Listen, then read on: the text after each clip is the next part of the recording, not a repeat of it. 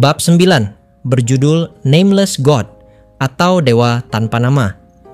3 bayangan melesat melintasi langit Lenea, hero unit Atu, penyihir Erakino, dan Saint bertirai Vene.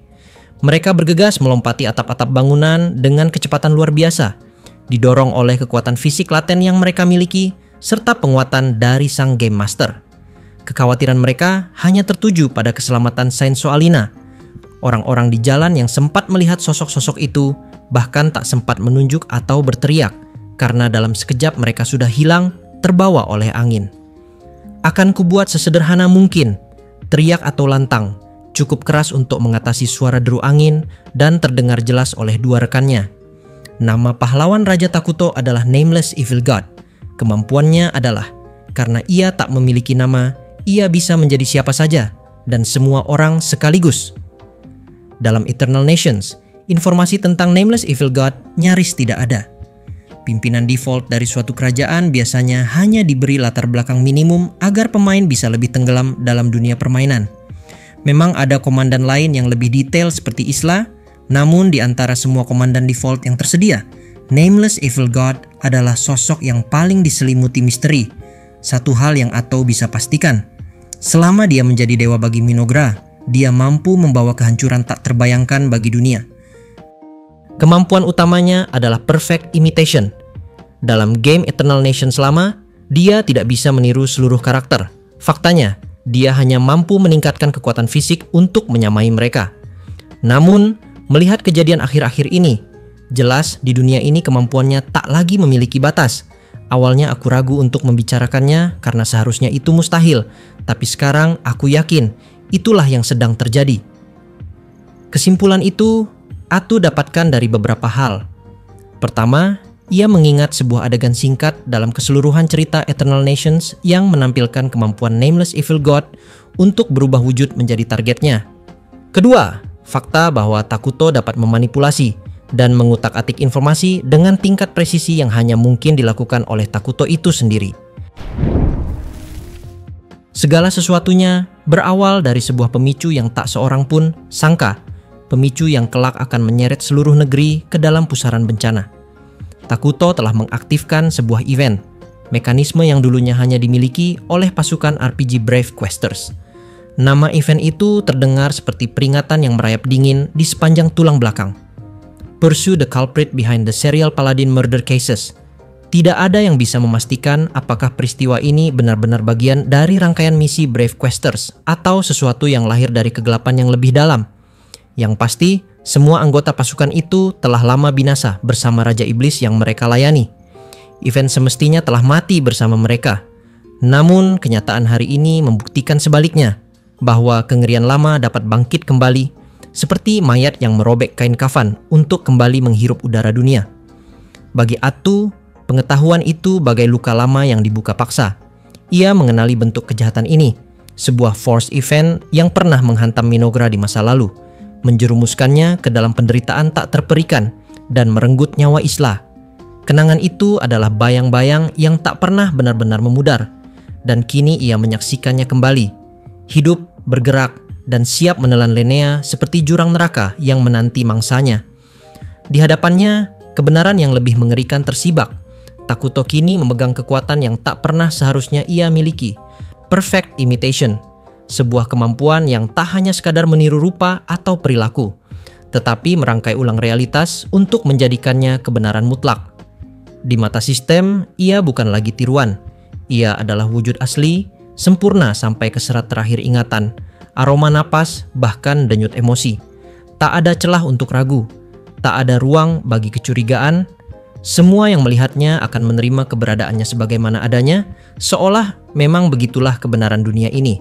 Dan di sanalah letak kengerian sesungguhnya. Ia bisa menjadi siapapun, pejabat, prajurit, sahabat, bahkan orang yang paling kau percayai. Ia bisa berdiri di sampingmu, berbagi rencana, menatap matamu, sambil mencatat setiap detil gerakanmu. Ia bisa merangkai kebohongan yang tak terdeteksi oleh apapun, karena kebohongan itu telah menjadi kenyataan. Nameless Evil God, itulah nama yang diukir dalam ketakutan mereka. Sosok yang melarutkan dirinya ke dalam bentuk orang lain hingga lenyaplah batas antara asli dan palsu. Vene, yang biasanya kokoh dalam sikapnya, kini merasakan sesuatu mencengkeram dada. Bahkan sang game master yang mengamati dari celah dimensi, makhluk yang nyaris tak terkejut oleh apapun, kini terguncang oleh kenyataan ini. Kemampuan itu bukan sekadar teknik penyamaran. Itu adalah penghapusan identitas, perombakan mutlak terhadap fondasi siapa seseorang itu. Ia menjadi subjek yang ia pilih, dan dunia terpaksa menerima kebenaran itu tanpa tanya. Atu memahami artinya lebih dari siapapun. Sama seperti kekuatan slurp milik Erakino yang dulu memaksa mengubah kesetiaannya, kini Takuto telah memahat ulang dirinya sendiri. Ia bukan lagi sekadar memalsukan identitas, ia adalah identitas itu. Jika ia memutuskan bahwa Nameless Evil God tidak pernah ada, maka dunia pun akan melupakannya. Tidak ada yang akan mencari, tidak ada yang akan meragukan, karena konsep keberadaannya sendiri telah terhapus dari ingatan umat manusia. Kesadaran itu menghantam Atu seperti bilah es yang menembus dada. Dadanya sesak, langkahnya bertambah cepat, namun setiap hentakan kaki terasa berat. Di balik ketegaran wajahnya, kesedihan menggelayut, menciptakan bayangan suram di sorot matanya. Air mata perlahan berkumpul di sudut matanya, mengaburkan pandangan. Ia tahu bahwa kebenaran ini berarti Raja Takuto yang ia kenal telah berubah menjadi sesuatu yang asing, sesuatu yang bukan lagi miliknya, dan mungkin takkan pernah kembali. Udara di sekitar mereka terasa membeku, seolah waktu sendiri menahan napas.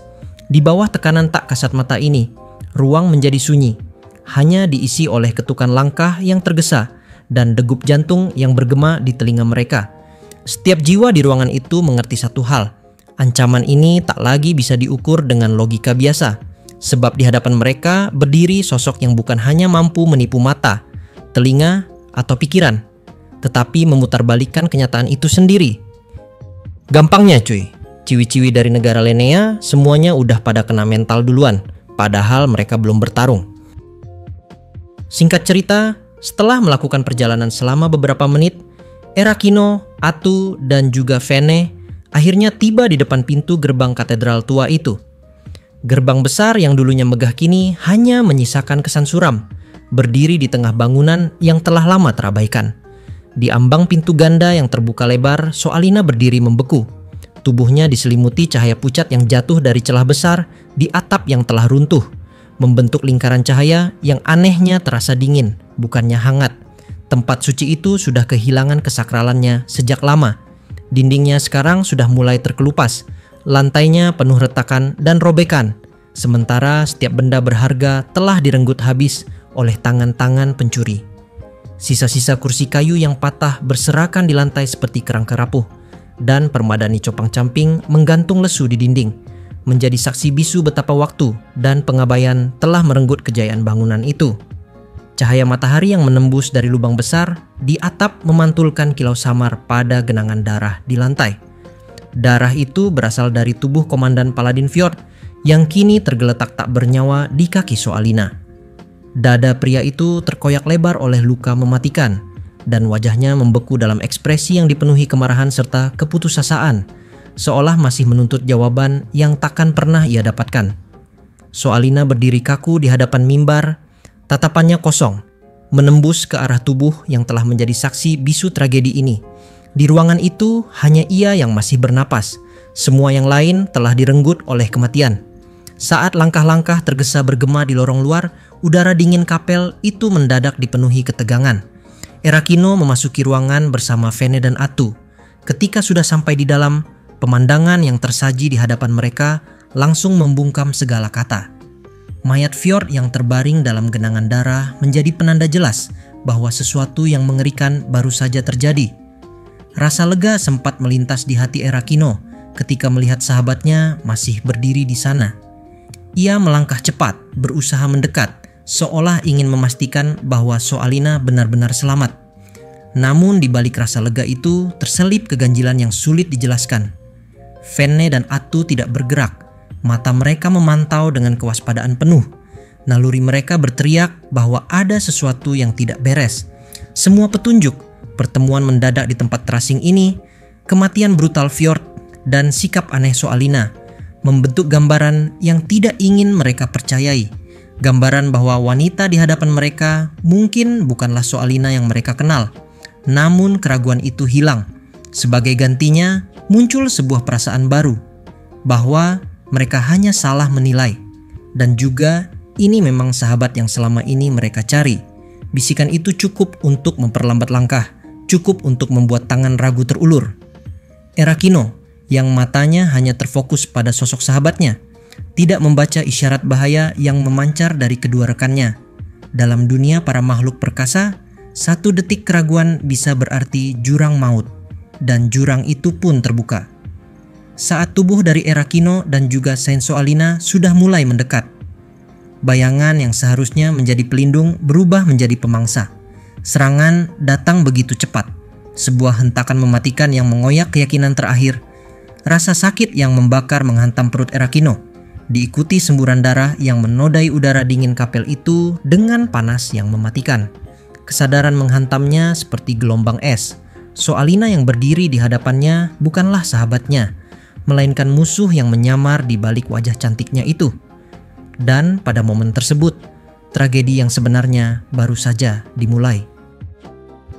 Erakino terhuyung, napasnya tercekat seolah tenggorokannya terbelit. Pandangannya tertuju pada sosok di depannya, wanita yang pernah ia anggap sebagai sahabat terdekat, sosok yang tak tergantikan dalam hidupnya, yang demi keselamatannya ia rela mengorbankan segalanya. Namun kini, sahabat yang pernah menghangatkan hari-harinya itu hanya terkekeh, tawa yang terdengar begitu asing dan kejam. Bukan sekadar aneh, Erakino tahu, di lubuk hatinya, itu bukanlah dia. Dengan seluruh kekuatan tekadnya, ia memaksa dirinya merobek tirai tipuan yang menutupi pikirannya. Ia berusaha memisahkan bayangan sahabat dari sosok yang berdiri di hadapannya, memandang langsung ke dalam mata musuh yang menyamar. Matanya menyipit, berusaha menembus ilusi yang memanipulasi kenyataan. Namun kata-kata yang pernah ia ucapkan sendiri di masa lalu sebagai ejekan ringan kepada seseorang, kini kembali padanya, terucap dari bibir yang mengenakan wajah Soalina, namun syarat dengan nada penghinaan yang menusuk. Sosok itu mengangkat tangan kanannya, berlumuran darah segar, lalu mengayunkannya dengan niat memecahkan tengkorak Erakino. Gerakannya begitu pasti, seolah luka yang telah ia buat belum cukup untuk memuaskan kebenciannya. Namun sebelum serangan itu mencapai sasaran, seberkas kekuatan tiba-tiba menghentikan lintasannya. Tangan itu terpental ke udara, dan pada detik yang sama sebuah tentakel hitam menyambar, melilit tubuh Erakino, lalu menariknya mundur ke tempat aman dengan kecepatan yang bahkan tak sempat ia sadari.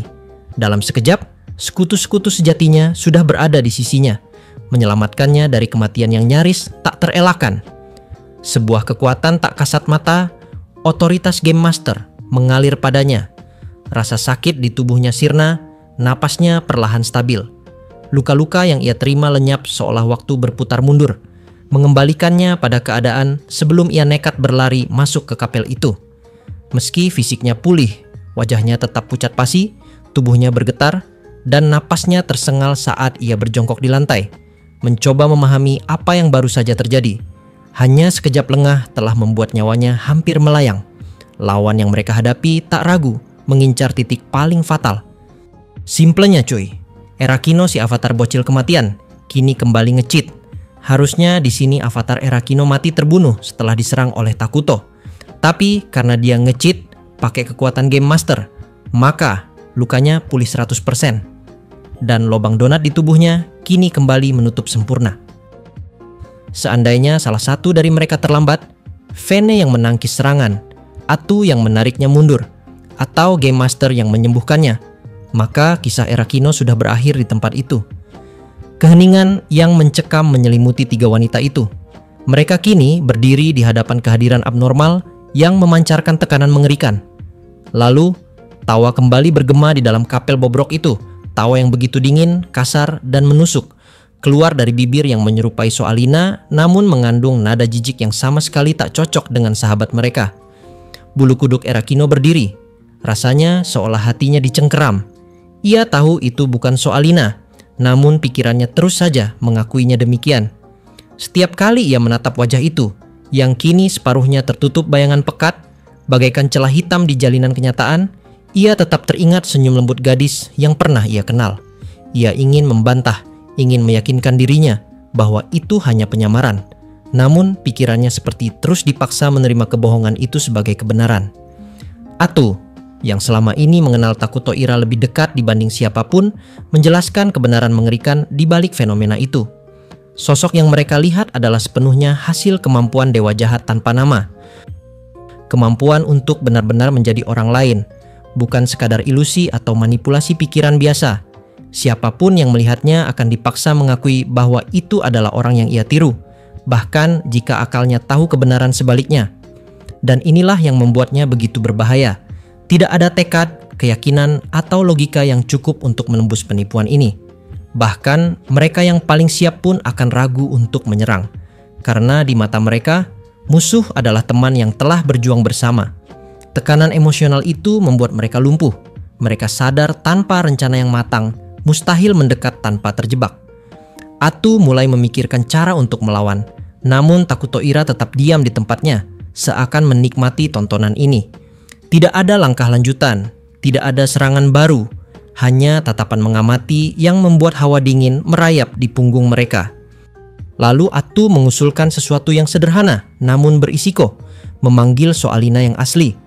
Jika dugaannya benar, pertempuran ini telah mencapai titik di mana event yang mengurung mereka akan berakhir, memungkinkan otoritas Game Master digunakan untuk membongkar tipuan itu. Dan benar saja, Soalina asli muncul di tengah mereka. Aura tak terlihat yang sebelumnya menghalangi pengungkapan identitas musuh lenyap seketika. Tiruan yang berdiri di mimbar kini jelas hanyalah ciptaan Takuto Ira. Namun masalahnya belum selesai. Meski kebenaran telah terkuak, ikatan emosional terhadap sosok tiruan itu tetap ada. Rasanya sama seperti memandang sahabat sendiri, meski hati mereka tahu itu adalah musuh. Soalina asli terlihat kebingungan, berdiri di tengah kapel yang asing baginya.